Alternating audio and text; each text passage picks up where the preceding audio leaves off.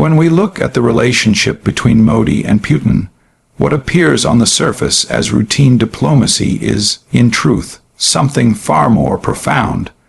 Nations often speak the language of treaties, trade agreements, and summits. But beneath those carefully chosen words lies a current of intention, a vision that stretches far beyond the formalities of statecraft. Modi's alignment with Putin is not simply about oil or defense contracts. It is about the architecture of power in the 21st century. It is about a hidden alliance, one designed not only to serve immediate interests, but to redefine the global order itself. You see, alliances are rarely born in broad daylight. They are nurtured in shadows, in quiet rooms where history is whispered before it is declared. Modi understands something that many Western leaders have forgotten, that the world is no longer content to orbit around a single center of gravity. For decades, power radiated outward from Washington, dictating terms, punishing rivals, rewarding allies. But today, with every handshake between New Delhi and Moscow, the gravitational pull is shifting. And that is precisely what makes this relationship so unsettling to those who believed history had already been written. There is a psychological dimension here that cannot be ignored. Modi sees in Putin not just a strategic partner, but a mirror of resilience. Both men lead nations that carry centuries of civilizational weight on their shoulders, nations that refuse to be defined by Western prescription. Putin speaks in the language of restored greatness, of reclaiming what was lost after the collapse of the Soviet Union. Modi speaks of India's rise as a civilizational state, no longer content to play the role of a developing nation, but to demand recognition as a global power in its own right. This convergence is not accidental. It is deliberate, a quiet understanding between two leaders who grasp the deeper currents of history.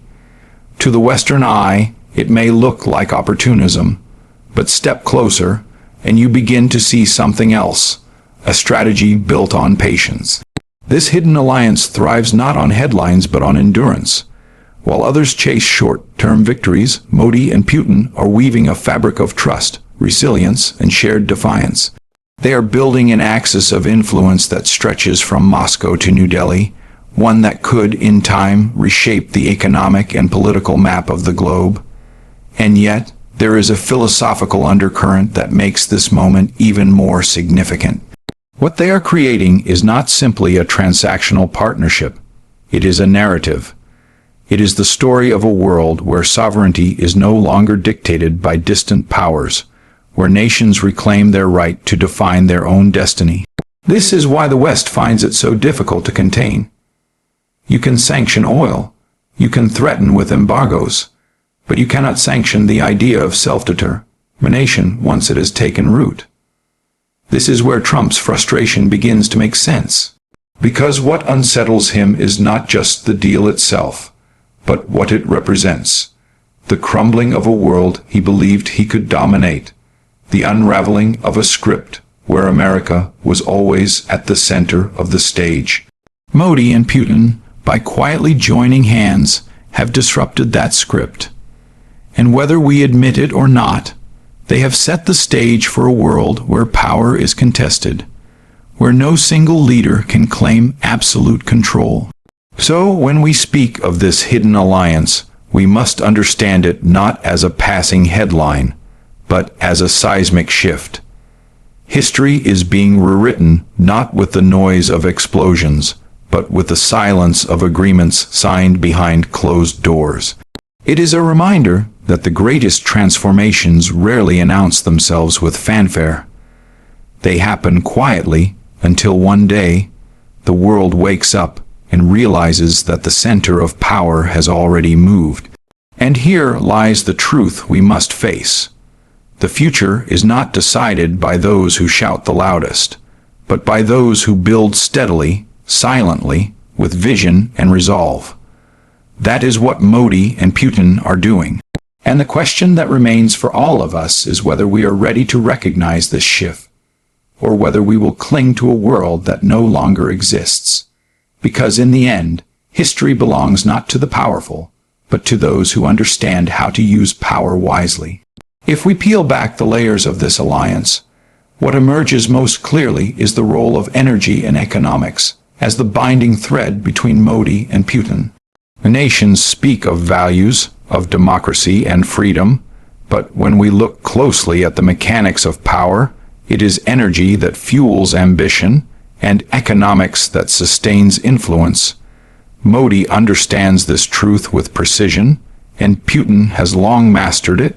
Together, they are leveraging resources in a way that gives them strength not just at home, but across the global stage. Consider for a moment how energy itself has become a weapon of strategy. Russia, despite sanctions and international isolation, remains one of the most resource-rich nations on Earth. Its oil and gas are lifelines that many countries, particularly in Europe, cannot live without. Modi, seeing both opportunity and necessity, has stepped into this equation with a quiet determination. India has increased its imports of Russian energy at discounted rates, shielding its own economy from global price shocks while simultaneously giving Moscow the economic breathing space it desperately needs. In this subtle exchange, both leaders gain something far greater than fuel: leverage. The West, for decades, used financial institutions, the dollar, and global markets as tools of influence. But what happens when two leaders decide to bypass that system? What happens when payments are settled in national currencies? When trade routes expand outside traditional Western control? When new systems of exchange emerge that weaken the grip of the dollar itself? That is not just trade. It is revolution, done with pen and ink instead of guns and bombs. And it is precisely this that shakes the foundations of American and European power. Modi is not blind to the implications. By tying India's economic future, even partially, to Russia, he sends a message to the world. India will not be dictated to. It will choose its partners based on its own interests, not on lectures delivered from across the Atlantic. For Putin, this relationship ensures that his nation does not collapse under the weight of sanctions, proving that Western attempts to isolate him have limits. But more importantly, both leaders recognize the psychological weight of this partnership. To their people, it represents independence. To their rivals, it signals defiance. And to history, it marks the beginning of an economic rebalancing that could last generations. There is a deeper philosophy here, one that goes beyond numbers and markets. At its core lies the belief that economic sovereignty is inseparable from political sovereignty. A nation that cannot control its own resources, its own trade, its own financial pathways, is not truly free. This is the lesson Modi and Putin are embracing, and in doing so, they expose the fragility of the Western model that has long assumed compliance, but is now being openly challenged. And this, perhaps, is why Trump's rage feels so raw. He sees that deals struck in silence carry consequences louder than any speech. Energy is no longer just about fueling economies. It is about fueling independence. Economics is no longer about profit margins. It is about rewriting the rules of global order. Modi and Putin have tapped into this reality, and in doing so, they have placed themselves at the center of a contest that the United States can no longer control as easily as it once did. So we find ourselves at a crossroads. The flow of oil, the exchange of currency, the signing of trade deals, all of these may seem like technical matters, but they are in truth the very lifeblood of power. And if we fail to see this, we fail to understand why the world is shifting before our eyes. Because in the end, energy is not just about heat or light, and economics is not just about wealth. They are the engines of sovereignty, the means by which nations rise or fall. Modi and Putin know this, and that is why their partnership cannot be dismissed as mere convenience. It is strategy, it is defiance, and above all, it is a declaration of independence. And here is the reality we must confront. Those who control the engines of survival will control the engines of history. What makes the partnership between Modi and Putin especially disruptive is not just what they are doing, but how they are doing it. For decades, the global system has been built around Western-designed institutions. The World Bank, the IMF, the dollar as the central medium of trade, NATO as the guarantor of security. These were not simply organizations. They were instruments of influence, a network that ensured the world continued to orbit around Washington, London, and Brussels. But what Modi and Putin have quietly begun to construct is a path that bypasses these very structures. And that is why the West feels a deep sense of unease. When sanctions were imposed on Russia, the assumption was that isolation would bring it to its knees. That was the old playbook: cut off access to Western banks, limit access to Western technology, and starve the economy of oxygen. But that strategy presumes a world still dependent on the West. Modi and Putin, through a deliberate recalibration, are showing that such dependency is no longer absolute. Energy deals settled in rupees and rubles, the use of alternative financial networks, and the growth of organizations like BRICS all reflect an intention to step outside the system designed to keep others in check. This is not just economics, it is philosophy. The idea is simple yet profound. Why should nations rely on institutions that are used against them? Why should their growth, their sovereignty, their very survival hinge on rules written by others, rules that can be changed whenever convenient for those in power? This bypass of the West is not merely a tactic. It is a rejection of the idea that legitimacy must come from external approval. It is the quiet but firm assertion that legitimacy comes from within, from the will of a people and the vision of its leaders. For India, this represents a declaration of autonomy. By choosing to engage with Russia in ways that sidestep Western mechanisms, Modi signals to his people and to the world that India is no longer a junior partner in the global order. It is an architect of a new one. For Russia, it is survival, yes, but also vindication. The ability to withstand sanctions and forge partnerships outside Western reach confirms Putin's long-standing claim that a multipolar world is not just possible, but already in motion. And here is where the psychology deepens. The bypass is not only material, it is symbolic. Every trade settled outside the dollar, every technology deal signed beyond Western oversight, every regional alliance formed without NATO's blessing chips away at the myth of Western indispensability. The system was once seen as unshakable. Now, cracks are visible to anyone willing to look. And as history teaches us, once the myth of permanence fades, change accelerates. Trump's outrage in this light is more than personal ego. It is the cry of a leader who sees the ground shifting beneath him. He built his persona on the promise of restoring American dominance, of making America great again. But how do you restore a monopoly that no longer exists? How do you enforce rules when players have found ways to play an entirely different game? That frustration, that sense of impotence, is why his reaction has been so visceral. But this is bigger than any one man's anger. What Modi and Putin are attempting points to a deeper truth. The age of unquestioned Western centrality is ending. The bypass is not yet complete, and the struggle will be long, but the direction is unmistakable.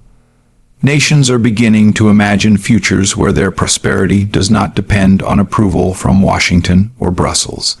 And once that imagination takes hold, reality has a way of catching up. So let us not mistake these moves as small acts of defiance.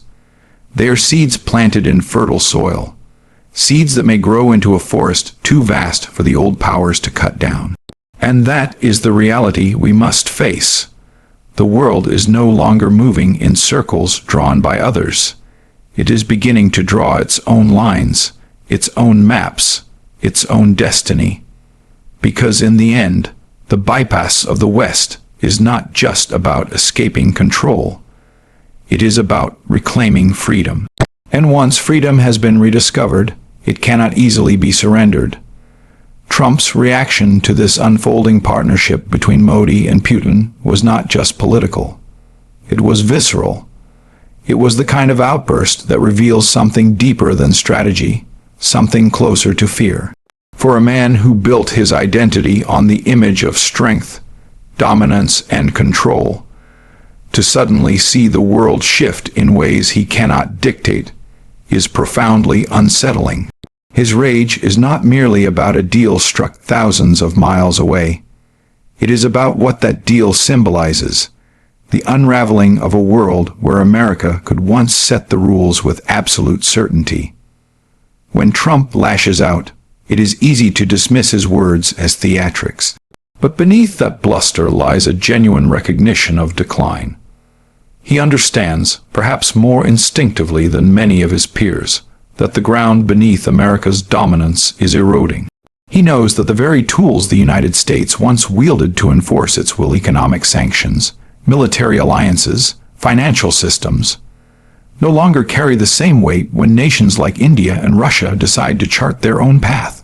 For a man obsessed with the idea of winning, the very thought that America might no longer be the default victor cuts to the core of his identity. Psychologically, this is what makes Trump's reaction so explosive. He has always framed himself as the strongman, the negotiator who bends others to his will. Yet here, before his eyes, two leaders have orchestrated a move that he cannot counter, a move that sidesteps the very system he boasts of controlling. That loss of narrative, of being the one who dictates the terms, inflicts a kind of humiliation that no speech or rally can mask. His anger is the anger of a man watching his script being rewritten without his permission. There is also a philosophical layer to his outrage. Trump embodies, in many ways, the American conviction that dominance is not just a right, but a destiny. The idea that another configuration of power could emerge, one in which the United States is not central, is an existential challenge to that belief. Modi and Putin, by choosing to defy the old order, are not just rejecting American power. They are rejecting the very myth of American inevitability. That is why Trump lost it. Because when myths collapse, they do so with a violence that shakes even the most confident voices. And yet, there is irony here. Trump's fury, his desperate need to reclaim a world slipping away, may only accelerate the very changes he fears. Anger rarely produces strategy. It produces reaction. And in the grand theater of geopolitics, reaction is weakness. While Modi and Putin operate with patience and quiet calculation, Trump's explosions reveal impatience, insecurity, and a need for validation that betrays his own vulnerability. In this contrast, the world witnesses a profound shift, not just of power, but of temperament. This is why we must not see Trump's outburst as a mere spectacle. It is a symptom of something larger, the crumbling of confidence in a system that once felt unshakable. His rage is a mirror, reflecting the unease of an entire West that sees its grip loosening, but cannot admit it openly. It is the sound of a door closing on an era, and the resistance of a man who cannot accept that history has moved on without him. And so, as we examine this moment, we must remember that the loudest voices are often the most threatened. Trump's anger is not power, it is the echo of power slipping away.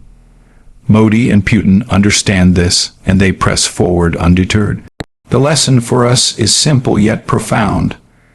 The future does not belong to those who shout about control, but to those who quietly reshape the foundations of it.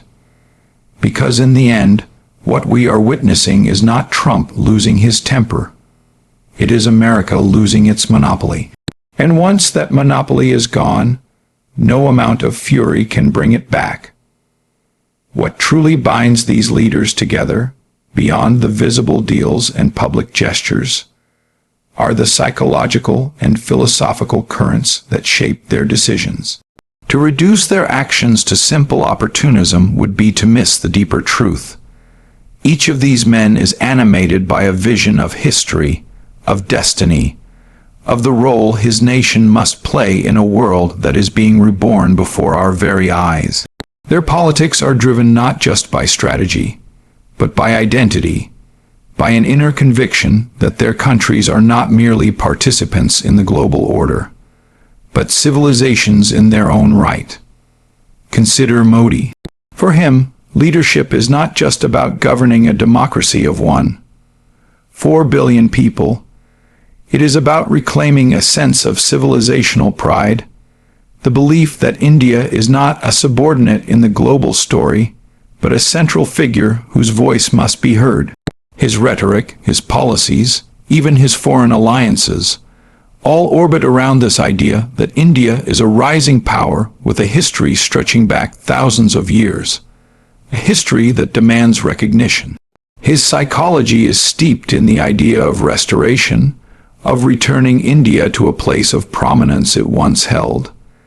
Every decision with Putin, every defiance of Western pressure, becomes part of that narrative, India choosing its own destiny rather than following someone else's script. Putin, too, operates from a similar well of conviction. His obsession with history is no secret. He speaks of the collapse of the Soviet Union not as a political event, but as a civilizational wound. In his mind, Russia is not just a country.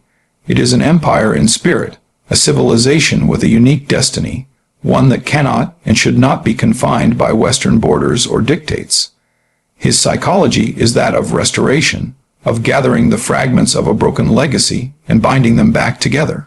He sees himself as a man chosen by history to resist decline and reclaim Russia's rightful place in the world. To him, partnering with Modi is not just geopolitics. It is a philosophical alignment, a recognition that civilizations, not just states, must now shape the world order. Then there is Trump. His motivations may seem different, yet they spring from the same soil of identity and validation.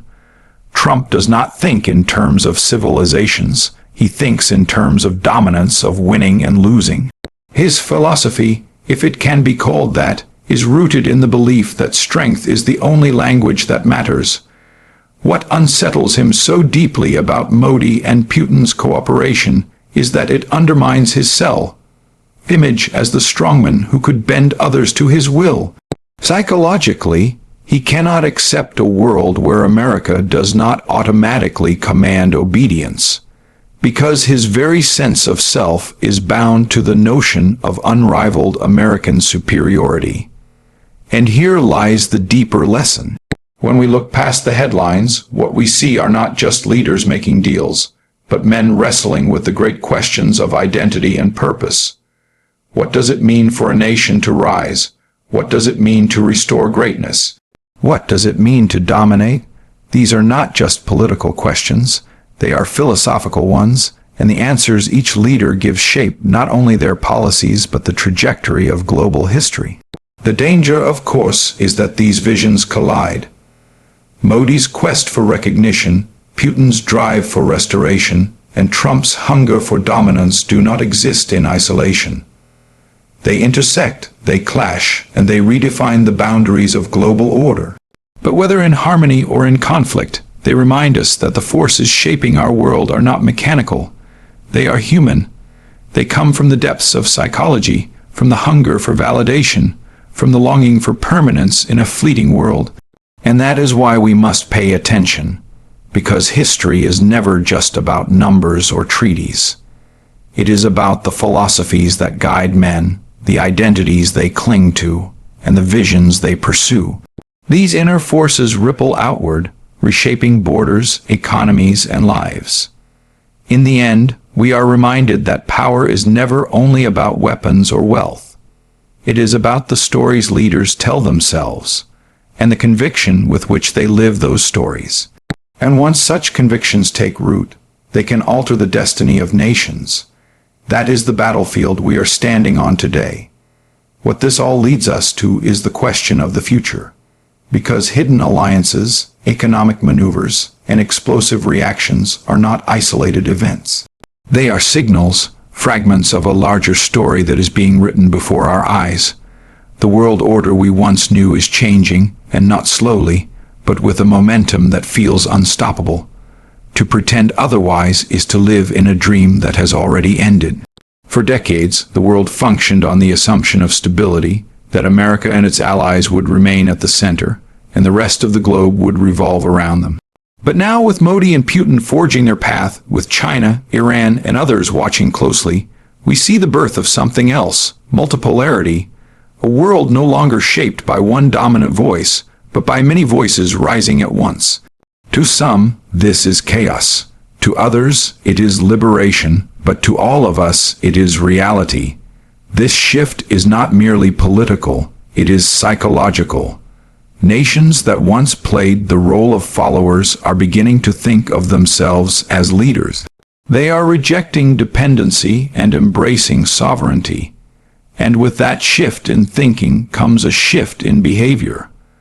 Every act of defiance, every trade deal struck outside Western systems, every alliance formed on new terms, accelerates the process. It is as though the world has remembered that power does not flow only from one capital, that greatness is not the monopoly of one civilization, but change always carries risk. A fractured order means new opportunities, yes, but also new tensions. When power spreads out, so too does conflict. The old structures, however flawed, provided predictability. The new structures being born now promise freedom, but they also invite uncertainty. And in this uncertainty, leaders like Modi, Putin, and even Trump play roles far larger than their nations alone. They embody the anxieties, the ambitions, and the identities of billions. Philosophically, this moment forces us to confront a difficult truth. No world order lasts forever. Rome believed itself eternal. So did the empires of Europe. So did the Soviet Union. Each fell not because they were weak, but because history itself is restless. The forces of identity, ambition, and sovereignty eventually push against the walls of any structure, until those walls crack and new ones are built. What we are witnessing now is not the collapse of order, but its transformation. And like all transformations, it will be resisted, feared, and fought over.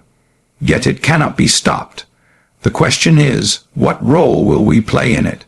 Will we cling to the comfort of old myths, believing that the world can return to what it once was? Or will we confront reality as it is, preparing ourselves for a world where alliances are shifting, where new centers of gravity emerge, where sovereignty is reclaimed at great cost? Because this moment is not only about leaders on the world stage. It is about us, about whether we have the clarity and courage to adapt to a world in motion. And here is the truth worth remembering. History is not decided by those who resist change, but by those who learn how to shape it. The future does not wait for the hesitant. It belongs to those willing to embrace the uncertainty of transformation and turn it into opportunity. Modi and Putin have chosen their path. Trump has revealed his fears.